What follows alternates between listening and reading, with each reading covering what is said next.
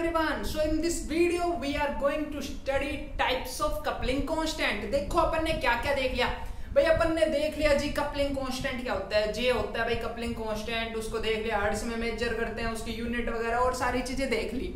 अब अपन देख लेते हैं आखिर इसके टाइप्स क्या होते हैं। ठीक है भाई, टाइप्स देख लेते हैं। देखो जो कपलिंग कांस्टेंट है ना, मेनली उसको अपन दो टाइप्स में डिवाइड करते हैं, एक तो शॉर्ट रेंज कपलिंग, एक लॉन्ग रेंज कपलिंग। अरे देख लो, लिख लिख के तुम्हारी फेवरेट चीज लिखना, लिख लिख के समझा देता हूं। अब देखो ध्यान से क्या कह रहा हूं मैं, टाइप्स ऑफ कपलिंग बता रहा हूं।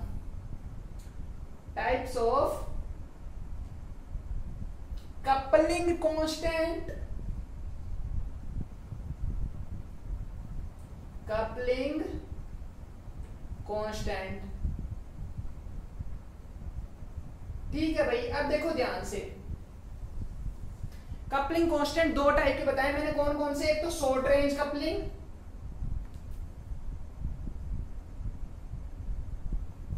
शॉर्ट रेंज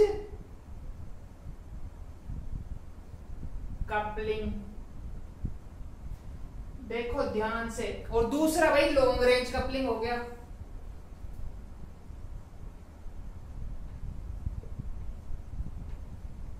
लॉन्ग रेंज अरे कपलिंग। अब देखो ध्यान से समझ लो क्या क्या है। अब तुम्हारी समझने की बातें आ गई हैं क्या। शॉर्ट रेंज कपलिंग में अपन दो देखते हैं, एक तो 2J एक 3J। देखो अभी मैंने बताया था क्या होते हैं। और देखो फर्स्ट अपन देख रहे हैं क्या, 2J। 2J और 2J को ही क्या कहते हैं, जेमिनल। जेमिनल भी बोलते हैं, ठीक है ना। जेमिनल कपलिंग भी किसी को बोलते हैं, 2J कपलिंग को ही जेमिनल कपलिंग भी बोलते हैं। भूलना मत, ध्यान रखना। इसको मैं ऐसे भी लिख सकता हूं भाई, कैसे, और JGEM, जैम। ठीक है ना, J के नीचे GM लिख दिया, मतलब जेमिनल कपलिंग की बात हो रही है। अरे समझ रही हो ना, 2J जेमिनल कपलिंग या JGG, ठीक है, GM, ठीक है ना। वो क्या, तीनों क्या होते हैं, एक ही चीज के नाम है। 2J कपलिंग की बात हो रही है। अब देखो 2J कपलिंग में होता क्या है, जैसे कि ऐसे कोई स्ट्रक्चर है मान लो तुम्हारे पास, ठीक है। अब देखो मैंने क्या हुआ था, यहाँ पे जो 2 लिखा रहता है वो किसको रिप्रेजेंट करता है, number of bond, sigma bond को रिप्रेजेंट करता है। इसका मतलब ये हाइड्रोजन है जैसे, ठीक, और एक ये हाइड्रोजन है। इन दोनों के बीच में जब कपलिंग होगी तो देखो एक सिग्मा बॉन्ड और ये दूसरा सिग्मा बॉन्ड। जब भी दो सिग्मा बॉन्ड के थ्रू कपलिंग हो तो उसको बोलते हैं 2J कपलिंग या जेमिनल कपलिंग या JGM कपलिंग, ठीक है ना।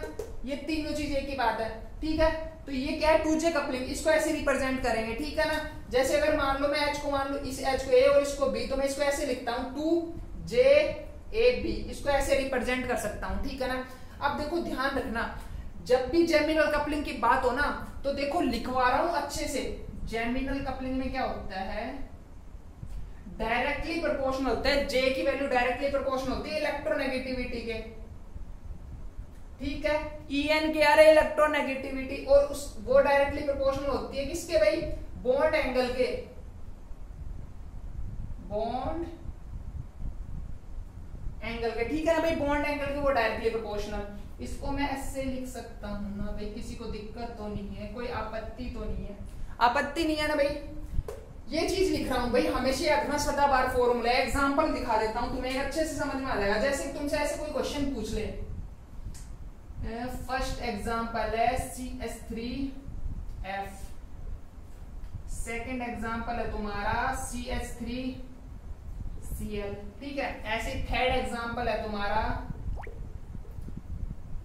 CH3Br, fluorine, chlorine, bromine. अब देखो सबसे ज्यादा इलेक्ट्रोनेगेटिविटी किसकी है, फ्लोरीन बाबा की है सबसे ज्यादा इलेक्ट्रोनेगेटिविटी। तो अपन ऐसे कह सकते हैं, जब लेफ्ट टू राइट गए ना, तब क्या J की जो वैल्यू थी ना, वो क्या हो गई, डिक्रीज, क्योंकि इलेक्ट्रोनेगेटिविटी डिक्रीज हो रही है। तो तुमसे अगर ऐसा कोई क्वेश्चन पूछे तो हमेशा याद रखना, बॉन्ड एंगल का कंसेप्ट भी याद रखना, उसकी डायरेक्टली प्रोपोर्शनल होती है, ठीक है भाई। कर लोगे ना यार, आगे चल रहा हूं मैं, आगे चल रहा हूं भाई। कोई डाउट आए तो तुम है ना कमेंट मार देना, ठीक है। उसके बेस पे अपन और एक्स्ट्रा क्वेश्चन सोल्व करेंगे। अब यहाँ पे जितने भी पॉसिबल क्वेश्चन हो पाते हैं ना, वो सारे सोल्व करवाता हूँ, ठीक है। अब इस वैरायटी का एक क्वेश्चन करवा दिया। अब मैं दूसरी कपलिंग पे जा रहा हूँ भाई, शॉर्ट रेंज कपलिंग की सेकंड पार्ट पे, ठीक है। ये खत्म हुआ, अब सेकंड पार्ट पे चल रहे हैं भाई, ठीक है। अब देखो अपने 2J कपलिंग पढ़ ली, अब अपन देख रहे हैं 3J कपलिंग, ठीक है। 3J कपलिंग देख लेते हैं।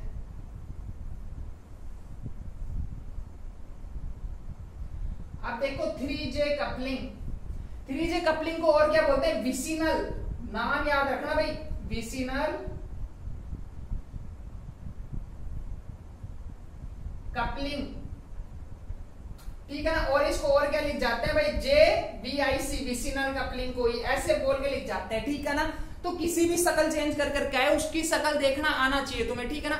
उसका चेहरा पहचानना आना चाहिए कि भाई कौन है वो, ठीक है। अब देखो 3J का मतलब 3 सिग्मा बॉन्ड के थ्रू उसके बीच में हाइड्रोजन हाइड्रोजन न्यूक्लियर के बीच में इंटरेक्शन हो रहा है। जैसे कि एग्जांपल देखो कि मान लो तुम्हारे पास कुछ ऐसा था, ठीक है, ऐसा कुछ था स्ट्रक्चर। अब देखो ध्यान देना, इस हाइड्रोजन के बीच में, इस हाइड्रोजन के बीच में कितने सिग्मा बॉन्ड है, 1 2 3। तो इस इंटरेक्शन को क्या बोलेंगे, 3J कपलिंग। और इसको A और B लिख दो तो मैं ऐसे लिख सकता हूँ, 3J AB टाइप की क्या हो रही है, कपलिंग हो रही है इसके अंदर, ठीक है ना। ऐसे रिप्रेजेंट करना है। और देखो मेरी बात याद रखना हमेशा, इसके अंदर सिर्फ मैं 2 फॉर्मूले लिखवा रहा हूं जो हमेशा सदाबहार है, सदाबहार फॉर्मूले जो तुम्हें याद रखना है, ठीक है। क्या भाई, -2.8, ठीक है ना।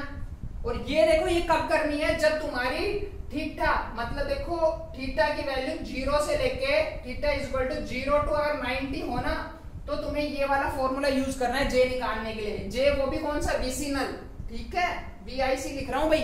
अब देखो ऐसे ही J विसिनल निकालना है वो, अगर 9.8 cos स्क्वायर थीटा -2.28।